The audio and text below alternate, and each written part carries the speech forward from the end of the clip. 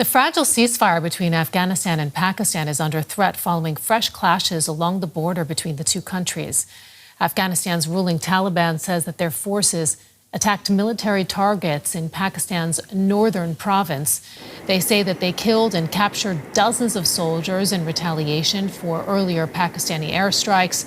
Pakistan released video of its forces striking Afghanistan, saying that it was responding to unprovoked fire and denying any of its soldiers had been killed or captured. And now let's speak with DW reporter Beenish Javed, who has been following this story for us. So what more do we know about the Afghan strikes in Pakistan? Sarah, Afghan Taliban say that they have launched attacks in northwestern Pakistan border region.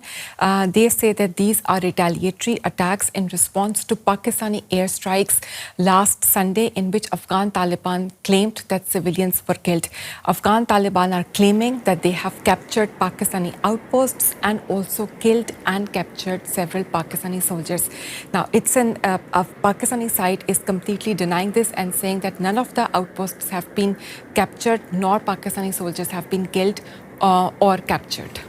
And what are Pakistani security officials saying? So Pakistan, if we can see on the screen, Pakistani military has issued a video in which Pakistani military is claiming that there was an unprovoked fire from Afghanistan and that Pakistan responded. According to the Pakistan's information ministry, Pakistan responded and took immediate and effective action against the Afghan fire. Pakistan claims to have inflicted huge losses at the Afghan side. Okay. You mentioned the Afghan Taliban, that they're saying that this were retaliatory strikes because of earlier Pakistani strikes in Afghanistan. Is that correct? So last Sunday, Pakistan carried out strikes in two provinces in Afghanistan. Pakistan claimed that it carried out strikes against the militant hideouts and terrorist camps, and that Pakistan claims that it killed 70 militants. Afghan Taliban denied this allegation and said that civilians were killed. This has been, Sarah, going on for a long time. Last October, there was a huge conflict between the two countries. Pakistan carried out strikes inside Afghanistan, in the capital, Kabul and other provinces. Kabul, Afghan Taliban retaliated with their own cross-border attacks. This has been going on. Then there were talks mediated by Qatar and Turkey. There was a ceasefire agreement, but the relations are still very, very tense. There have also been efforts by Saudi Arabia to intervene and to resolve this very complex and difficult relationship now that Pakistan has with the Afghan Taliban. You know, if we put this in the bigger picture here, and just maybe you can fill us in on how exactly we got here, because Pakistan has long been accused of supporting the Afghan Taliban, especially during the U.S. invasion of Afghanistan. Why have relations now turned so sour?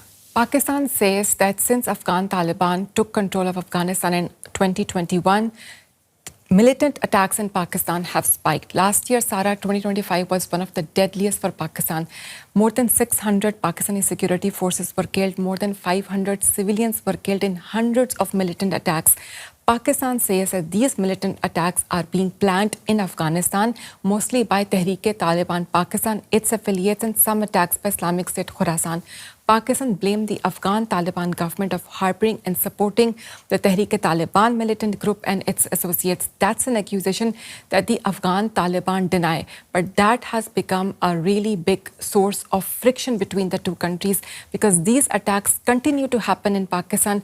Pakistan has occasionally then carried out strikes as a retaliation, and then Afghan Taliban deny that they had anything to do with these attacks. So this has there's a stalemate, we can say, right now between the two countries. Are there any attempts to negotiate, perhaps, bring about some sort of understanding diplomatically? So the past efforts have so far failed. Some voices in Pakistan and also some in Afghanistan say that this is not long-term sustainable for both countries, because at the end of the day, people in Afghanistan and Pakistan are suffering. Borders are shut, so both sides, since October, borders are shut. So both sides are incurring huge economic losses. Pakistan is losing its security forces in militant attacks. Many times civilians are killed. And therefore, some solution has to be initiated, or some negotiations have to be initiated for this conflict to eventually end.